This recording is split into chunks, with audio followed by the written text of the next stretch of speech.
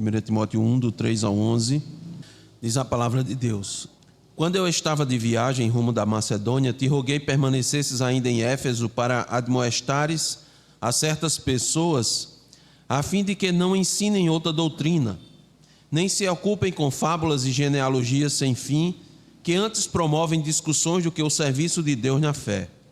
Ora, o intuito da presente admoestação visa ao amor que procede de coração puro e de consciência boa e de fé sem hipocrisia. Desviando-se algumas pessoas destas coisas, perderam-se em loquacidade frívola, pretendendo passar por mestres da lei, não compreendendo todavia nem o que dizem, nem os assuntos sobre os quais fazem ousadas asseverações. Sabemos, porém, que a lei é boa se alguém dela se utiliza de modo legítimo, tendo em vista que não se promulga a lei para quem é justo, mas para transgressores e rebeldes, irreverentes e pecadores, ímpios e profanos, parricidas e matricidas, homicidas, impuros, sodomitas, raptores de homens, mentirosos, perjuros, e para tudo quanto se opõe à sã doutrina, segundo o evangelho da glória do Deus bendito, do qual foi encarregado. Amém. Vamos orar, meus irmãos. Ó Deus bendito, momento sublime, Senhor, de transmissão da Tua palavra, Senhor. O Teu povo, ó Deus. Ó, os Teus filhos necessitam, ó Deus, da Tua palavra, necessitam do alimento, ó Deus, para as suas almas. Concede-nos, ó Deus, a graça de transmitir, Senhor, essas verdades, e o Teu povo seja saciado, ó Deus, seja alimentado, suprido, que, ó Deus, tenha um alimento sólido, consistente para as suas vidas. Para isso, ó Deus, usa-nos por meio do Teu Espírito e concede, ó Deus, àqueles que estão ouvindo, compreender, Senhor, desejar esse maná e degustá-lo, Senhor, poder apreciá-lo e dele, ó Deus, por meio do Teu Espírito ser nutrido em suas células, todos os seus órgãos, a sua alma, sua mente, todo o seu ser. Atende, ó Deus, a necessidade do Teu povo. Concede também, ó Deus, por meio dessa palavra, Senhor, que outros sejam transformados. Por isso, quando ela for, ó Deus, anunciada, concede fé também, Senhor, para compreender, para entender, Senhor. Eis-nos aqui, Senhor. Rogamos a Tua assistência, o Teu favor, a Tua graça. No nome de Jesus. Amém. Combatendo os falsos ensinos na igreja. A parte 2, a conclusão desse sermão, ou desses sermões, né, nesse texto, do versículo 3 ao versículo 11. No primeiro sermão, irmãos, nós mostramos que Paulo, viajando para a Macedônia, ele rogou a Timóteo que ficasse em Éfeso. Por qual razão? Por qual motivo? Porque certas pessoas estavam ensinando doutrinas diferentes. Então, ele disse, Timóteo, os irmãos sabem, Timóteo era aquele delegado apostólico, né? Ele estava ali auxiliando o apóstolo Paulo, como tantos outros, né, que serviam ao reino de Deus, dentre eles Tito, mas que estavam mais incumbidos dessa tarefa, de como foram impostas as mãos sobre eles, consagrados para isso. Paulo os utilizava para atender às necessidades da igreja. E agora era um momento da igreja de Éfeso. Por quê? Porque Éfeso estava sob perigo, um perigo muito grande, talvez o maior perigo que possa assolar uma igreja. São muitos os perigos, né? São muitos, irmãos, as armadilhas, são muitas as artimanhas do inimigo que podem alcançar uma igreja, que podem até destruir uma igreja, mas talvez o maior deles seja este, os falsos ensinamentos, os falsos mestres. Então, Paulo dá agora uma responsabilidade a Timóteo, que vai além de ensinar o evangelho de Jesus Cristo, que já ele estava incumbido disso, mas não só ensinar, além de que ele precisava combater os falsos ensinos, defendendo a sã doutrina. Alguns que já estavam na igreja de Éfeso poderiam levar a igreja a uma derrocada espiritual rapidamente. Lembre-se, irmãos, Paulo diz lá em Atos capítulo 20, do 17 ao 35, que aquela igreja, irmãos, foi erigida em meio a lágrimas e provações. Paulo, tanto publicamente quanto de casa em casa, por 3 anos, ele diz, não deixou de vos apresentar àqueles irmãos todos os desígnios de Deus. E aquilo tudo, irmãos, 3 anos de sólido fundamento. Podia ser arruinado rapidamente. Não demora. Nos versículos que nós lemos, na primeira exposição, nós apresentamos as primeiras lições que nós retiramos para combater os seus falsos ensinos. Eu quero lembrar aos irmãos quais foram essas primeiras lições. O que foi a primeira coisa que o apóstolo Paulo mostrou para Timóteo que ele deveria fazer para combater esses falsos ensinos? Ele disse, a primeira coisa, admoeste os falsos mestres. Versículo 3. Quem são esses falsos mestres? Qualquer um. Qualquer pessoa que esteja ensinando algo contrário à doutrina dos apóstolos, algo que foi mostrado lá pelos profetas, precisa receber a ordem imediata de parar. E Paulo vai dando, irmãos, detalhes, características dos falsos mestres. Paulo diz, Timóteo, não te admira, eles pensam que são mestres da lei. Você não deve se intimidar com relação a isso, muito menos irmãos da igreja. Irmãos, lembram que Timóteo tem uma característica de timidez. O que é que Paulo vai dizendo, irmãos? Vai dando as características, vai ensinando a Timóteo, vai nos ensinando também a identificar as sutilezas. São muitas sutilezas. Tanto é, irmãos, que o apóstolo Pedro, na segunda epístola, aborda isso. Judas aborda isso na sua epístola. Paulo aborda aqui, em outras epístolas mais, porque são muitas facetas dos falsos mestres, são muitas características. Uma delas aqui é que eles pensavam que eram mestres da lei, que entendiam tanto a lei que estavam acima dela. Mas Paulo disse, o que eles fazem é distorcer a lei. Eles não usam a lei da forma correta, não usam a lei da forma legítima, usam o nome de lei, está dizendo que aquilo é a lei de Moisés, mas eles distorcem. É como nos dias de hoje, irmão, vou abrir um rápido parênteses, fazer já uma aplicação. As pessoas falam de Cristo, falam do Evangelho, dizem que estão pregando o Evangelho, mas na verdade estão distorcendo o Evangelho. É a mesma coisa. Então você não deve se admirar ainda quando as pessoas chegam de forma pomposa. Eles eram de tal maneira que Paulo disse, olha, preste atenção, eles sequer pensam que a lei os atinge. Sabe por quê?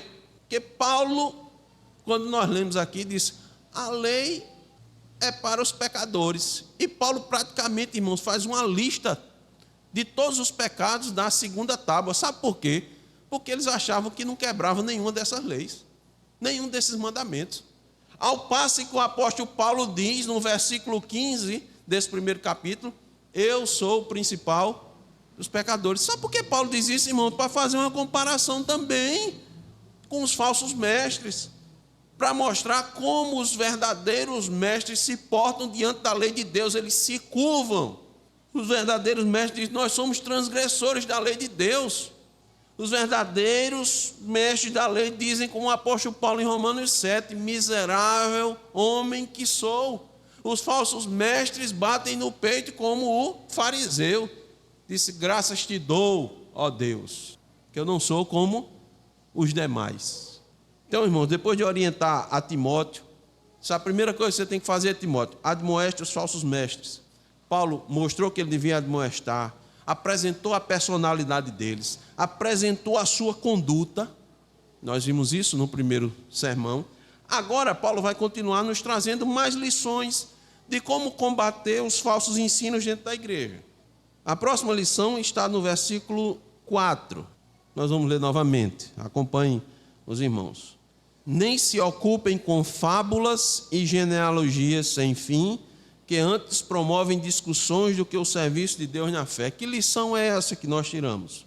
Paulo está ajudando Timóteo a identificar os falsos ensinos. Ele mostrou como identificar os falsos mestres, deu as suas características, e agora ele diz assim, ajuda a identificar os falsos ensinos. O que é que eles estavam ensinando?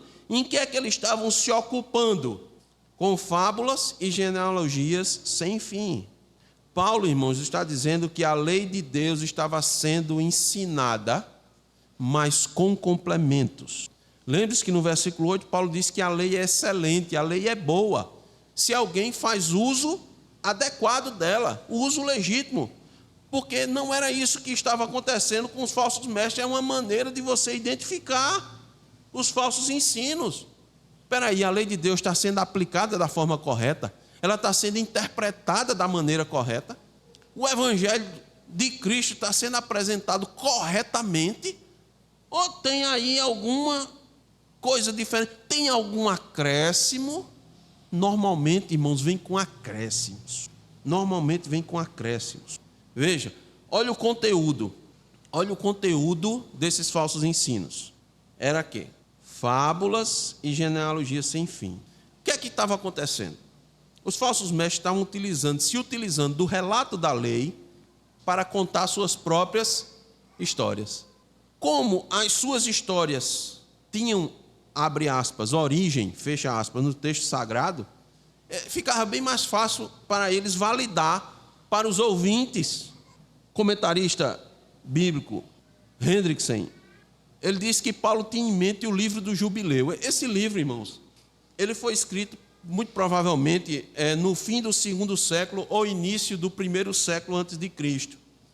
Qual é o conteúdo desse livro? É uma espécie de comentário sobre o livro de Gênesis, mas é uma grande quantidade de narrativas, muitas ilustrações, e aí ele vai abordando desde a criação até a entrada em Canaã. Nós estamos lendo aqui em Josué. Eles fazem toda essa abordagem.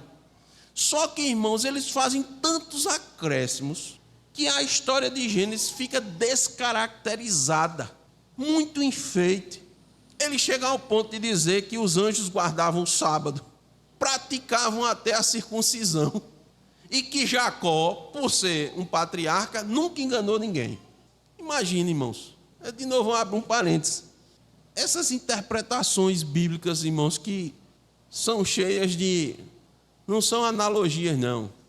Esses enfeites aí, isso é muito característico. Prevaleceu durante muito tempo, principalmente no século XX, uma linha interpretativa que eles criavam narrativas de todos das passagens bíblicas. Era muito característico, era idêntico a esse livro do Jubileu. Tudo para eles tinha um significado, tinha uma simbologia que eles atribuíam, que faziam ligações uma com as outras. Aí a história, irmãos, ficava com um enfeite tremendo. Para John Gill, o uso inadequado da lei se dava pelo relato genealógico. Mas sabe que eles faziam um relato genealógico das suas tradições. Então ele pegava aquilo dali e acrescentava as suas tradições. Aí traçavam de Moisés a Josué, de Josué aos anciãos, dos anciãos aos profetas, dos profetas aos homens da grande sinagoga. E ficava fazendo esses acréscimos, e ficava um negócio cansativo, tedioso, ao ponto, irmão, de Paulo chamar, no capítulo 4, versículo 7, de 1 Timóteo, de fábula de velha caduca. Eu sei, irmãos, que não é muito difícil não a gente classificar certas histórias que a gente ouve aí pelas igrejas, de coisa de história da carochinha. Invenções, sabe, irmãos? Tem uma história aí que um soldado andou com um carro sem motor. Sabe quantas essas coisas são contadas por aí? E se conta essas coisas dentro das igrejas? Mitos. É impressionante, irmãos, como as histórias contadas pelos falsos mestres eram mais atraentes, cativavam mais do que as verdades eternas da Escritura. É igualmente impressionante como as pessoas de hoje ficam em busca dessas coisas extraordinárias, de histórias fabulosas, quando Deus tem se revelado claramente através do ordinário, pela sua providência, na vida dos seus eleitos. Os seus eleitos vão experimentando, vão identificando nas mínimas coisas, no seu dia a dia, a mão de Deus. E vão dizendo, isso aqui foi Deus, isso aqui foi Deus.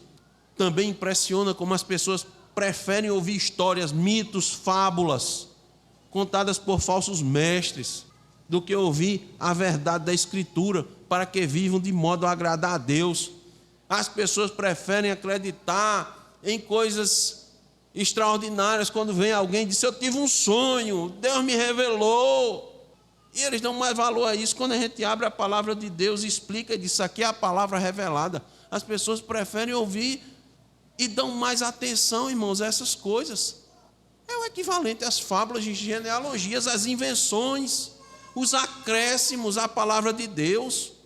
Por que as pessoas continuam impressionadas com curas, milagres, história de sucesso, prosperidade, e vivem correndo atrás dessas coisas?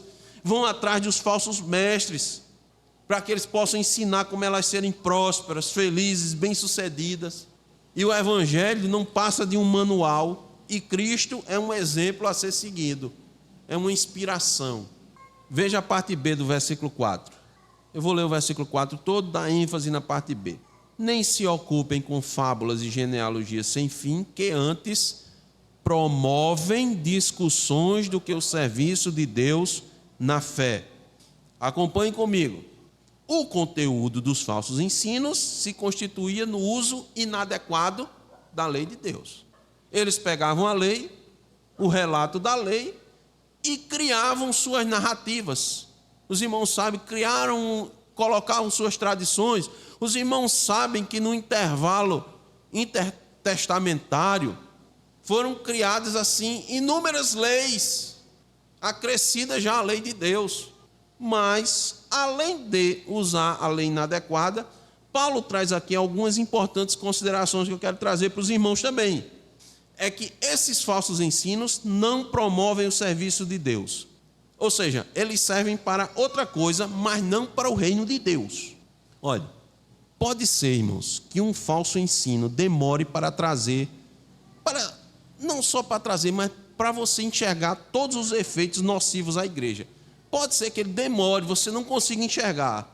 É possível que suas consequências no início passem despercebidas, principalmente para os mais novos na fé. Mas uma hora vai aparecer e já pode ter contaminado bastante a igreja. Então, o que é que a igreja tem que fazer? Assim que algo é pregado, ensinado, vamos dizer que é algo novo, ele precisa passar pelo primeiro crivo, que é: esse promove a glória de Deus? Esse tipo de ensino está promovendo a glória de Deus? Olhe logo de cara isso, porque depois que aquilo entra na igreja, para tirar é um problema. Veja, todos os cristãos são mordomos.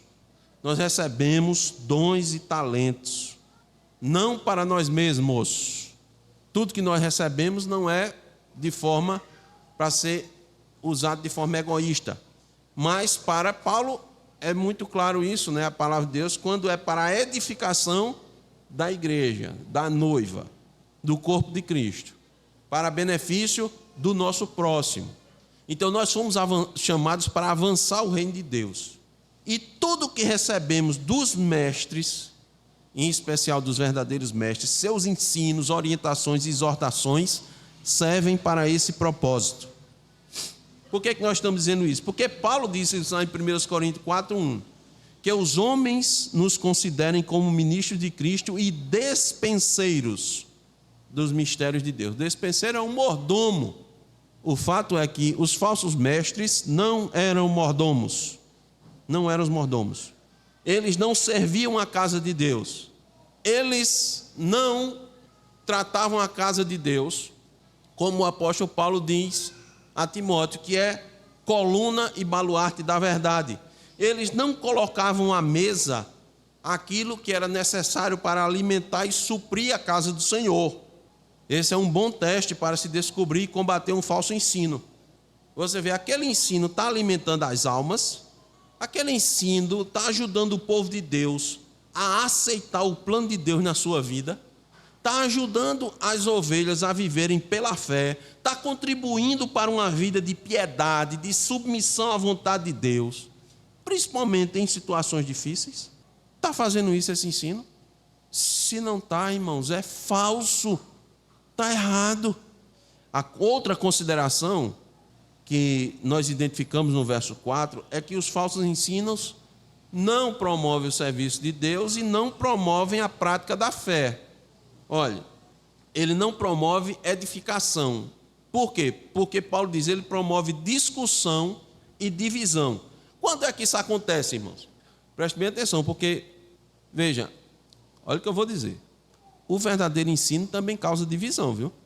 Cristo mesmo disse: eu vim para trazer espada. Cristo disse. Gente, não foi Cristo que disse. Eu vim para trazer separação. Agora preste atenção. Não é para trazer confusão. Não é confusão, é separação, é divisão. Do joio, do trigo, do certo e do errado. Então, quando a palavra de Deus, irmãos, é pregada, quando a sã doutrina é ensinada, quando alguém traz um ensino novo e esse ensino é submetido à Escritura, ele contribui com a edificação. Como é que vai fazer isso? Ele vai mostrar: rapaz, essa nossa prática aqui estava errada, não está conforme a vontade de Deus. Vamos tirar isso daqui, vamos substituir, nós estamos fazendo errado. Nós estávamos entendendo isso daqui errado, vamos fazer da forma correta. Então, veja, também há separação. No ensino correto, ele só não há confusão, ele só não traz discussões, ele traz edificação. Discussão no sentido, irmãos, de intrigas. Ele vai trazer debates, mas como ele é o correto, no final, o que é que acontece? A igreja sai fortalecida, a igreja sai edificada, a igreja sai purificada. Mas não é isso com o falso ensino. Calvino disse que tudo que não edifica deve ser rejeitado, ainda que não tenha outro defeito.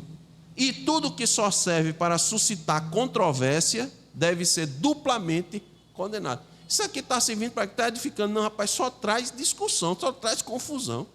Tem alguma coisa errada. Outro parênteses importante: você já viu algumas pessoas que tem um texto bíblico, tem uma passagem, tem uma questão, mas toda vez que você vai trazer, ele traz discussões, volta para o mesmo lugar, e sai uma coisa arredonda para outra. É o falso ensino, uma falsa compreensão faz isso. O verdadeiro ensino traz edificação. Para Barclay, as novidades trazidas pelos falsos mestres, as falsas doutrinas, exaltavam a mente em detrimento do coração. Havia mais interesse na discussão do que na ação. E essas discussões eram sem valor.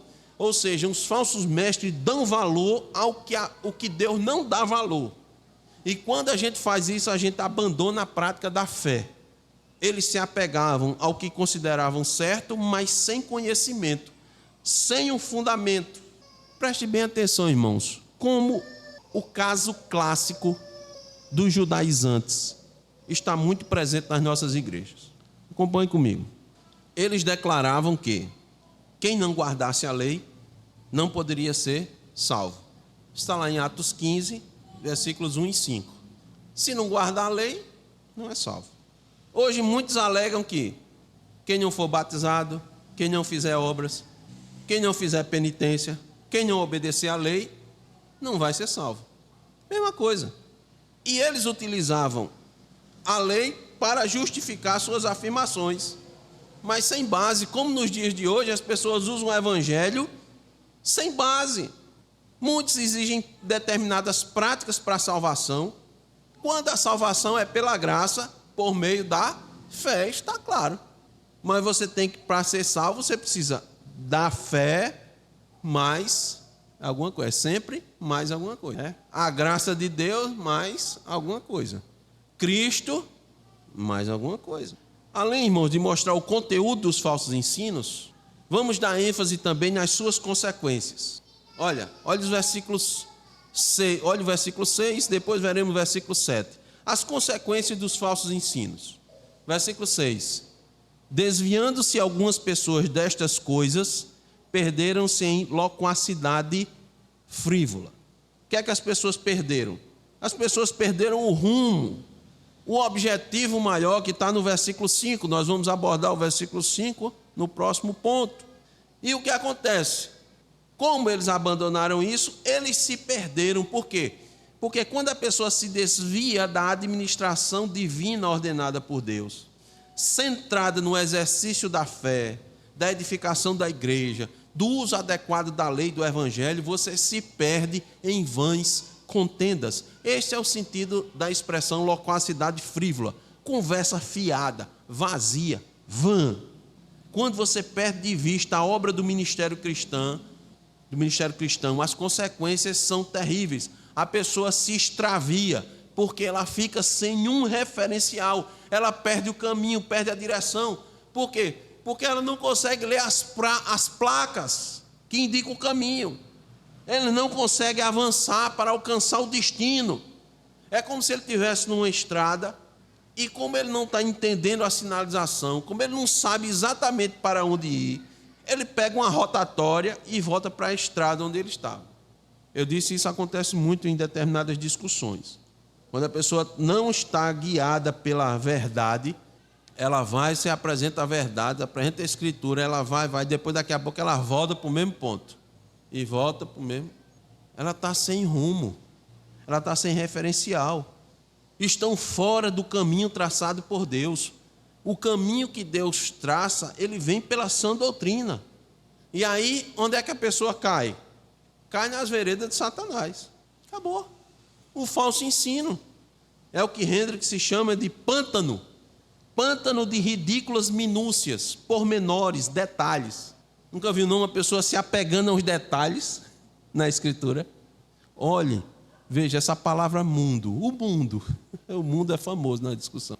Aí existem inúmeras passagens da Bíblia, claras, que estão mostradas. Olha, o mundo aqui, meu querido, não é todo mundo não. As pessoas se apegam a isso, aí ficam ali, arrodeando.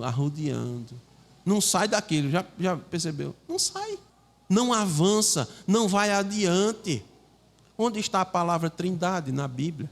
Vocês creem na trindade? Onde está a palavra trindade? Está manifesta em toda a Escritura. Desde Gênesis, façamos o homem. Mas e a palavra? Vocês conhecem a palavra Jeová? Sabe o que é que significa? E assim vai. E elas não saem daquilo e criam suas próprias doutrinas. Satanás, irmãos, é o dono desse pântano. Que pântano? Das minúcias, dos pormenores, dos detalhes que prendem, que amarram as pessoas, que não as fazem seguir o caminho adiante. Eu quero trazer mais alguns detalhes cerimoniais que prendiam as pessoas no passado e outros que prendem as pessoas no presente. Lá em Mateus 7, do 1 ao 5, chegaram para Jesus e disseram: por que os seus discípulos comem sem lavar as mãos, segundo o costume dos anciãos? Ou seja, me permita substituir a palavra segundo o costume dos falsos mestres. E Jesus explica por quê. Detalhes cerimoniais. Esse tipo de alimento Deus proibiu. Por que você está comendo? Você não leu não na Escritura? Está lá na palavra de Deus. Você está comendo esse alimento, Deus proibiu. Esse tipo de bebida também não pode, conforme o costume dos nossos anciãos, né? Você não viu na Escritura que tem que se circuncidar? Ali está dizendo, é estatuto perpétuo. Você não viu não que a pessoa tem que ser batizada com o Espírito Santo? Tem que obedecer, tem que fazer isso, tem que se esforçar para ser salvo. Quem não perseverar até o fim não vai ser salvo. Ao vencedor. Essas são coisas, irmãos, são ensinos de homens, fazem parte da tradição das igrejas, mas não da lei e do Evangelho. Agora o versículo 7. Pretendendo passar por mestres da lei, não compreendendo todavia nem o que dizem, nem os assuntos sobre os quais fazem ousadas asseverações. Paulo está dando outra característica aqui. Os falsos mestres sequer entendem o que dizem. Aí você pode dizer, mas pastor, veja, eu acho que isso é no passado, né? Nos dias de hoje, a gente tem algumas pessoas que chamam de falsos mestres, mas eles têm tanto conhecimento, eles falam tão bem, tanto é que eles prendem a atenção de muitas pessoas, eles têm muitos seguidores, eles apresentam, eles não entendem não o que está dizendo, entende não, sabe por quê? Eles não entendem o que dizem porque eles não compreendem a lei de Deus.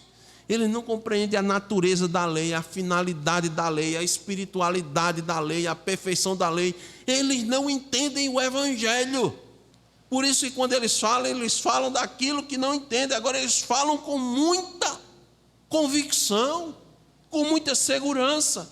Eu pergunto aos irmãos, Por que é que o povo ficava maravilhado com os ensinamentos de Cristo? A Bíblia diz, ele os ensinava com autoridade, com verdade. Cristo mostrava a razão de ser da lei, o objetivo da lei, e não apenas seu cumprimento meramente formal e legalista. O que os escribas e fariseus faziam era isso, mostravam o cumprimento das suas tradições de maneira legalista, seguiam aquelas prescrições e diziam que tinha que fazer aquilo ali para ser salvo. Tanto é que quantas vezes quiseram matar Jesus, tomando a quebra do quarto mandamento como referência, não foi? Mas quando Jesus ensinava, o povo ficava de boca aberta. As pessoas diziam, ele fala com tanta autoridade, porque ele estava trazendo, irmãos, a essência da lei, a essência do Evangelho. Eu pergunto, por que os crentes dos nossos dias ficam tão abismados quando se ensina para eles o verdadeiro Evangelho, as doutrinas da graça de Deus? Você nunca falou para alguém dizer assim, rapaz, eu nunca vi essa interpretação, não. Eu nunca vi esse entendimento. Eu nunca vi isso na igreja, não. Tenho 10 anos de igreja, 20 anos de igreja, eu nunca vi isso. Os irmãos sabem, conta-se, inclusive ele contou aqui, um pastor que, há muitos anos atrás, ele não era pastor, né? A igreja estava uma semana de festa. Acontecia, ainda acontece, né, nos dias de hoje, fazia uma semana de conferências, né, na igreja, todo dia. E se chama normalmente um pregador, hoje é menos, às vezes faz 3 dias, né, sexta, sábado, domingo. E chamaram um pregador, pregador querido da igreja. Já era, acho que o 2º ano, o 3º ano que ele ia para lá nessa época. A igreja lotada. Ele sentou na frente e toda aquela parte devocional, né, e deram a palavra para o pastor pregar. Aí o pastor disse assim, irmãos, vamos abrir na parábola do filho pródigo. Aí ele, quando disse isso, ele já pegou e foi se levantar. Só quando ele foi se levantar, ele viu que a igreja estava cheia. Ele disse, uma vergonha tremenda. Ele não aguentava mais ouvir a pregação da parábola do filho pródigo. Aí ficou lá, ele disse, rapaz, eu vou aguentar mais quantos minutos aqui? A minha vida todinha eu estou na igreja. Minha vida toda escutando sobre essa parábola, não aguento mais não. Quando o pastor pregou, irmãos, pregou o verdadeiro evangelho, ele ficou de queixo caído. Ele disse que entrou em parafuso.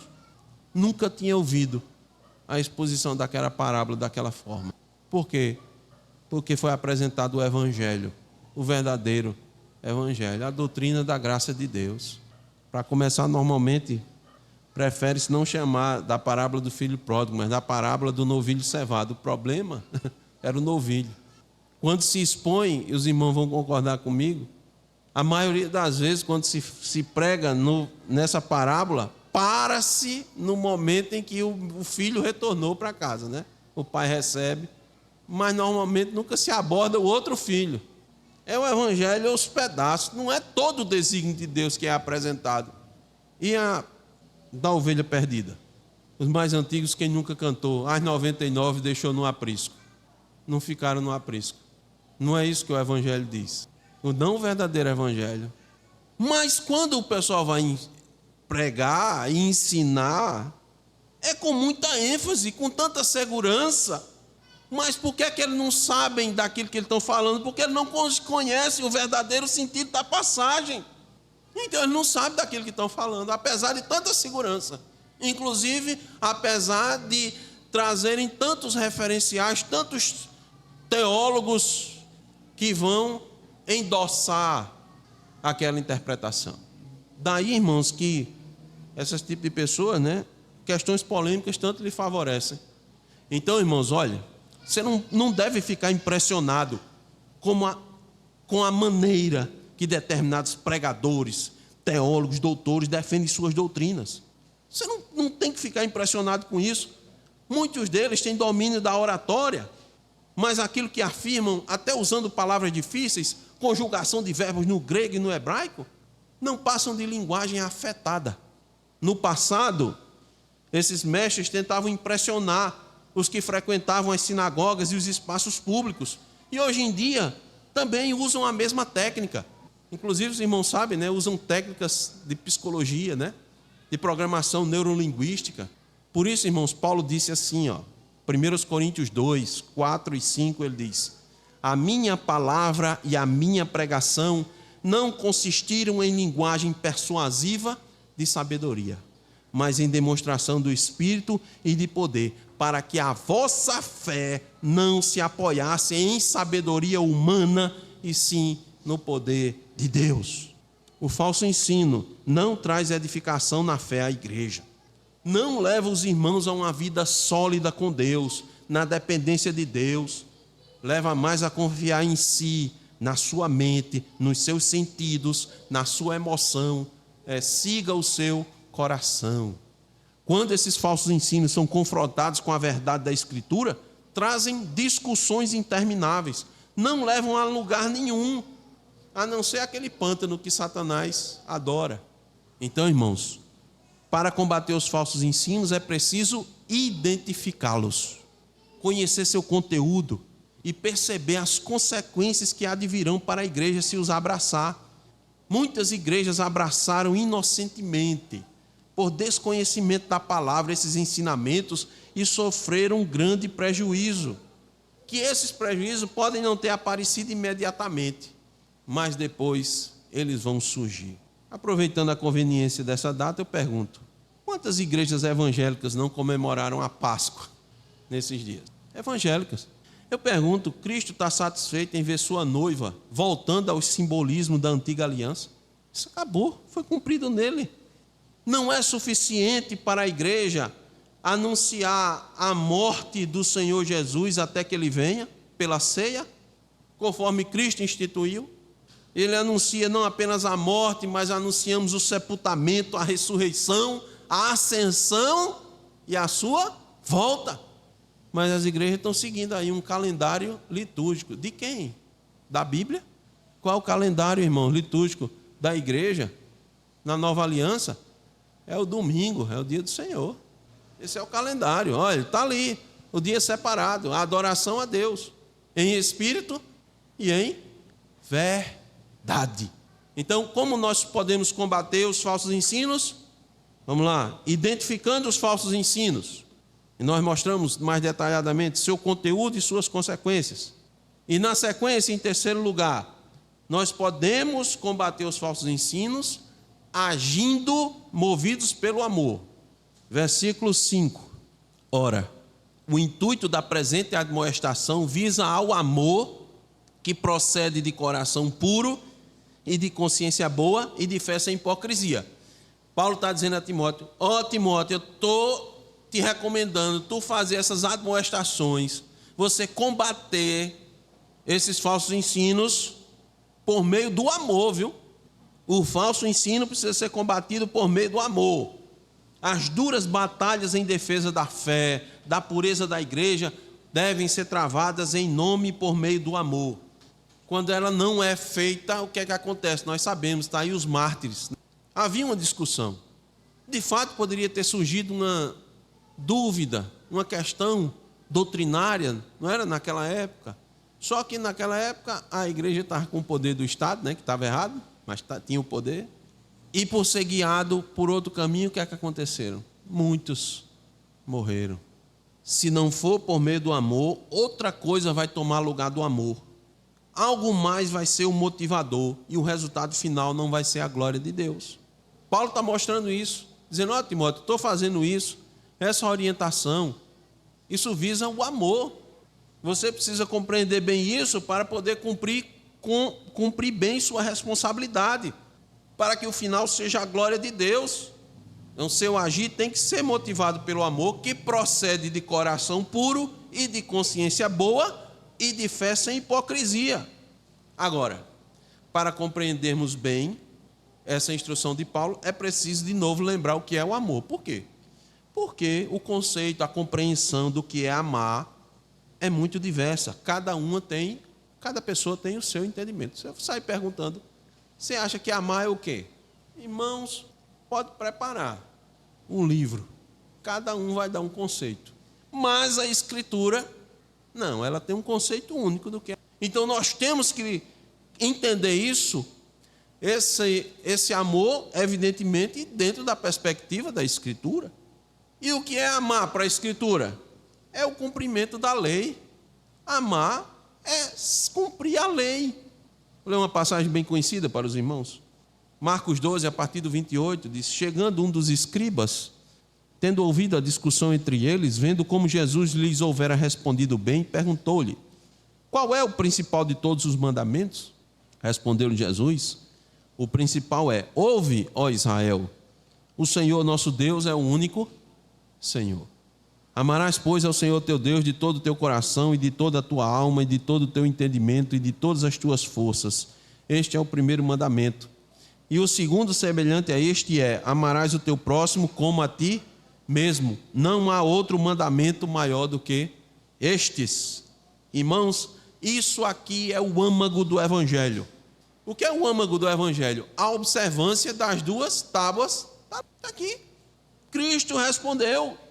E não pode haver prioridade ou sobreposição de uma pela outra.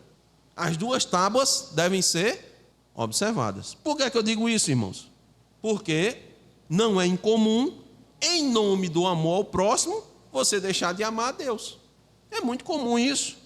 Há quem quebre os mandamentos da primeira tábua, que é amar a Deus, em nome de um suposto amor ao próximo. Quando você combate os falsos ensinos pelo amor, se tem como alvo o cuidado com a igreja de Deus e ainda o objetivo de recuperar aquele que está ensinando outra doutrina. Veja, Paulo não disse: excomungue logo esse cabo que está ensinando outra doutrina. Ele disse isso? Não. Ele disse: primeiro, admoeste, exorte. Isso é uma atitude de amor. É amor a Deus, amor a Cristo e amor à sua igreja. Quem ama a igreja de Cristo deseja sua prosperidade, seu bem-estar, que se reflete no cuidado pessoal de cada membro que compõe a igreja. Em termos práticos, qualquer igreja, a igreja de Éfeso, e cuidado de cada um. Paulo orientou Timóteo para que ele fosse firme na demonstração, mas ao mesmo tempo ele estivesse agindo pela fé, com a consciência boa, sem hipocrisia, que nada pudesse acusar sua mente de estar agindo de outra forma que não fosse motivado pelo amor, cuidando da igreja, preservando a igreja dos erros, buscando corrigir os que estavam pensando de forma diferente naquilo que Cristo havia deixado, porque é preciso ter muito cuidado quando agimos. É necessário examinar para ver se o coração não está enganando. Muitas palavras certas podem ser ditas, mas de forma errada, porque não estão sendo ditas em amor. Eu lembro que nós até tratamos um pouco disso hoje pela manhã, no estudo da lei de Deus. Veja, o Evangelho sendo apresentado e a lei de Deus, irmão, não tem contradição. Apesar de estar lidando com um irmão ou irmãos, como Paulo deixa claro, tratar os erros, irmão, não é o tratamento de algo pessoal. Não deve ser algo pessoal, mas o cuidado com o corpo de Cristo. Membros estando enfermos pelo entendimento errado da lei do Evangelho, precisam ser exortados para que fiquem sãos. E a doença precisa ser parada, senão ela vai se alastrar por todo o corpo. Quando Paulo fez uma exposição sobre o amor, ele disse que o amor não se alegra com a injustiça, mas regozija-se com a verdade. 1 Coríntios 13:6. Isso significa dizer que o amor genuíno não é tolerante com o erro, com o falso ensino, com a mentira. Ele se alegra com a verdade da palavra de Deus. Mas para fazer isso, a consciência precisa estar sendo guiada pela palavra, para agir por amor e pronunciar juízos adequados. Precisa ser conduzido pela palavra, conhecer a palavra. Então, a terceira maneira de nós combatermos os falsos ensinos é agir movidos pelo amor. Vamos concluir, irmãos. Versículo 11, mais uma vez. Segundo o evangelho da glória do Deus bendito, do qual fui encarregado. Qual é a mensagem central do evangelho? Está lá em 1 Timóteo 1,15, a parte B. Que Cristo Jesus veio ao mundo para salvar os pecadores, dos quais eu sou o principal. Essa é a mensagem central do Evangelho, do verdadeiro Evangelho. O verso 11 deixa claro que os falsos mestres não entendiam que eram pecadores. E, evidentemente, os falsos ensinos jamais levavam os homens a entenderem que necessitavam completamente da graça de Deus para serem salvos. A sã doutrina, irmãos, a lei de Deus requer que o homem guarde ela. Ao mesmo tempo, também expressamente diz que, por natureza, o homem não pode guardá-la. E aí entra o quê? O Evangelho da glória do Deus bendito, que Paulo traz aqui. Os falsos ensinos precisam ser combatidos porque eles não apresentam ao homem a única solução para a sua vida, que é Cristo. Eles apresentam outra coisa, outra solução, ou então colocam Cristo mais essa outra coisa, mas nunca somente Cristo. Eles jamais, os falsos ensinos jamais vão apresentar a sublimidade da misericórdia, da justiça, da graça e do amor de Deus, que está no Evangelho. E Paulo disse: eu sou o embaixador, eu sou o encarregado. Mas, irmãos, não só Paulo e Timóteo, todos nós, os eleitos, fomos encarregados deste Evangelho, de proclamar o Evangelho e de defender esse Evangelho. Por que a igreja, irmãos, perdeu sua relevância? Porque ela deixou de proclamar o verdadeiro Evangelho. No nosso país, irmãos, qual a diferença? Hoje em dia, estatisticamente, nós temos muito mais cristãos e muito mais evangélicos, né? Que diferença isso fez para o país? Eu pergunto, qual foi a diferença? Ou não será que a coisa piorou? Ao permitir a entrada de falsos ensinos, de outras doutrinas, estão dando ouvidas a fábulas, a sonhos, a história de vida, a visões, a revelações. Nos púlpitos mais famosos, pastores contam histórias que trazem muito mais entretenimento aos membros do que instrução. Alguns aderiram à agenda pós-moderna, com discursos supostamente inclusivos, trazendo para a igreja novos conceitos de igreja, como a missão integral. Os púlpitos foram transformados em palcos, onde os pastores, ao invés de pregarem o Evangelho, trazem palestras de autoajuda, autoconhecimento, para que as pessoas, a plateia, possam desenvolver o seu potencial. Alguns usam os textos bíblicos para ajudarem os peregrinos a prosperarem financeiramente, afirmando que a prosperidade financeira é um sinal da bênção divina. Tudo isso, irmão, não passa de falso ensino, de fábulas, de histórias de velhas caducas, vindas de pessoas que não têm um coração puro, nem consciência boa, muito menos fé, sem hipocrisia. Que Deus nos ajude, irmãos, a combater os falsos ensinos. Amém. Oremos. Senhor, bendita é a Tua palavra, Senhor. Bendito Tu és, ó Deus, por ser tão misericordioso e nos compartilhar, Senhor, a Tua palavra. E nos guiar, Senhor, nos mostrar, iluminar, Senhor, nossos caminhos para identificarmos, Senhor, os falsos ensinos, os falsos mestres e combatê-los. Dá-nos disposição, meu Deus, força, coragem para fazer isso. Atina, Senhor, nossa mente, inflama, Senhor, nosso coração, para amarmos, Senhor, esse Evangelho, Senhor, verdadeiro, e não cairmos, ó Deus, nas fábulas, nos contos, que estão, ó Deus, a inundar aí o mundo, os púlpitos, os canais, ó Deus, de televisão, os canais da internet. Ajuda a Tua igreja, Senhor, o Teu povo, com a verdade. Instrui, Senhor, edifica, sustenta, tem misericórdia, Senhor, desde as nossas criancinhas, ó Deus, olha para elas, meu Deus, com misericórdia, Senhor, dá que elas absorvam, Senhor, entendam, guarde, Senhor, no coração as Tuas palavras, Senhor, para não pecar contra Ti, para não ser levado pelos falsos mestres, esses enganos, ó Deus. Olha para as nossas crianças pequenininhas, Senhor, as maiorzinhas, os adolescentes, os jovens, guarda, Senhor, a nova geração. Guarda, Senhor, essa geração atual, para que instrua, Senhor, a geração mais nova, para quando elas crescerem e assumirem as igrejas, Senhor, os púlpitos, eles continuem fiéis, Senhor, à Tua palavra. Ajuda-nos, ó Senhor, nós te pedimos, no nome de Jesus. Amém.